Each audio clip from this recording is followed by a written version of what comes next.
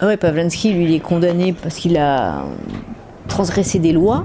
Et moi, c'est plus cette transgression de la féminité, c'est-à-dire j'ai trahi le patriarcat, c'est-à-dire la féminité, c'est quelque chose de sacré. Moi, je trahis en fait. Donc c'est un autre champ, mais c'est très grave, condamnable au même titre que les hommes. Mais il y a un autre mot, c'est ouais, une folle, quoi. Mais il y en a qui le pensent en vrai, hein, même par ici. Hein. Des pervertis. Imaginons même entre le traitement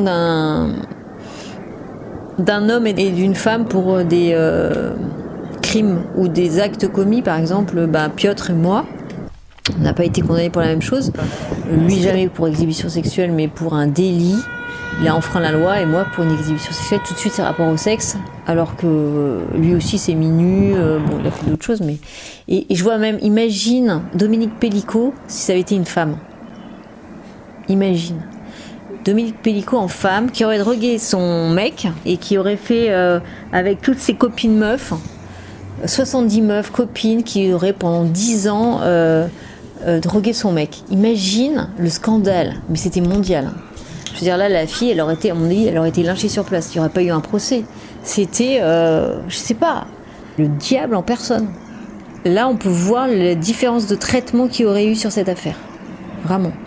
Et je pense que la pauvre femme qui aurait fait ça, il y aurait peu de monde qui l'aurait défendu. Hein. Peut-être 3 féministes encore. Donc, ouais, voilà, ça donne bien vite le ton des différents traitements par rapport à ce qu'on fait, par rapport à quoi ça se rapporte. Et la sexualisation des femmes en prison, ça c'est sûr qu'il y a un abus, évidemment. On n'a jamais de retour, ou très peu, parce qu'évidemment on les revoit pas, elles peuvent pas témoigner, et on veut pas savoir, mais un jour sûrement qu'il va y avoir des traces, et que ça va être terrible, ce qui s'y passe.